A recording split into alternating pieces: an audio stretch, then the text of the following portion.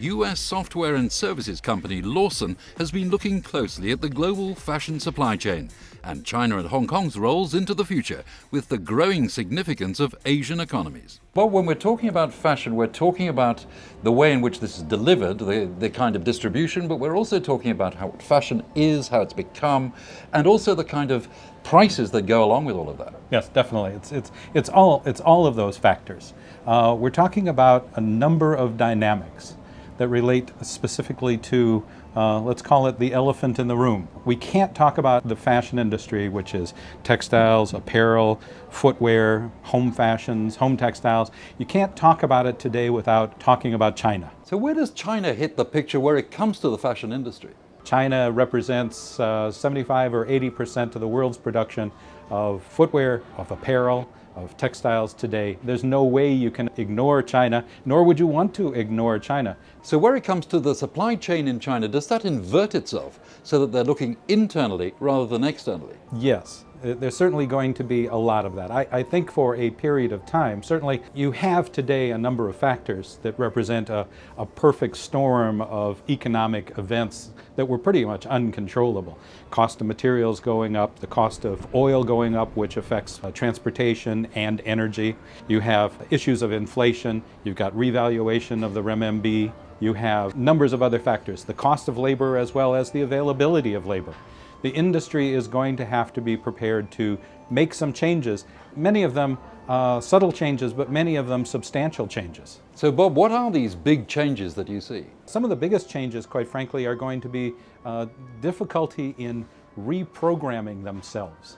The axiom of Chinese manufacturers has always been, I don't need to invest in good processes, policies, and procedures, I'll just put more people into the job.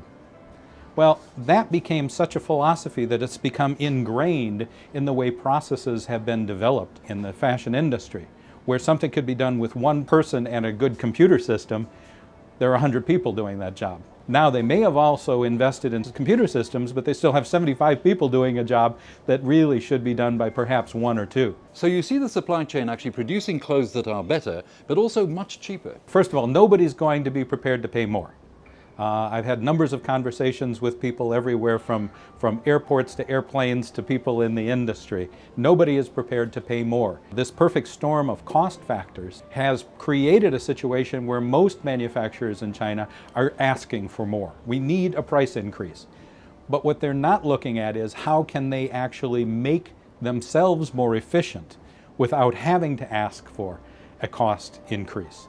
Certainly some of the things that a lot of organizations in China are looking to do is how can I take advantage of not exporting any longer?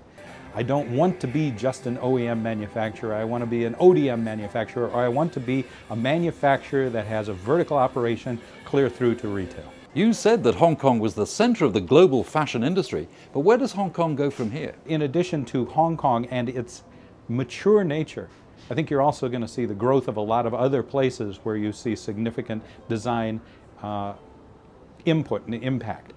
I think Hong Kong really comes into the scenario is a couple of things that have to do with the business of fashion, much more than the fashion of fashion. I think that Hong Kong is the legitimate source to capital. I think that as these organizations begin to figure out how to create their own brand identities, they're going to need to legitimize themselves by things like IPOs. And where do you do that IPO? You do that on the Hong Kong Exchange. That's the only way to legitimize yourself inside this market. So where do we move to? Do we move to, for example, design? My statement relative to design becomes everywhere doesn't exclude Hong Kong.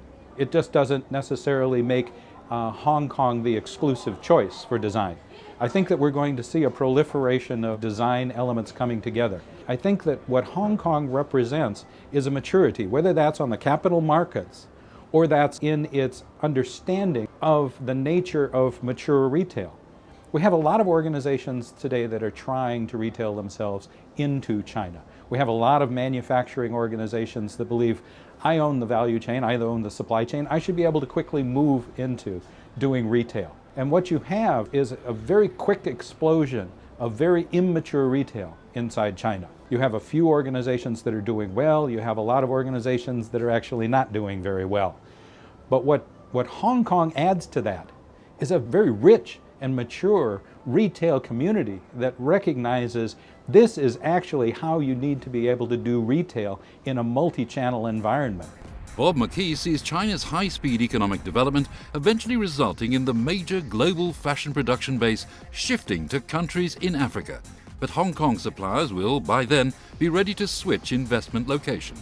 Realistically, China wouldn't be China related to this industry of fashion if it weren't for Hong Kong. It's Hong Kong that made China what it is today in the fashion industry. The investment in the factories in Guangzhou and Wenzhou and all the places that have been successful truly have come about as a result of investments from Hong Kong apparel manufacturers and textile manufacturers. It was the place to go. I sincerely believe that as the movement into Africa takes place, that investment not only in plants and equipment but also in infrastructure will come from Hong Kong Chinese companies.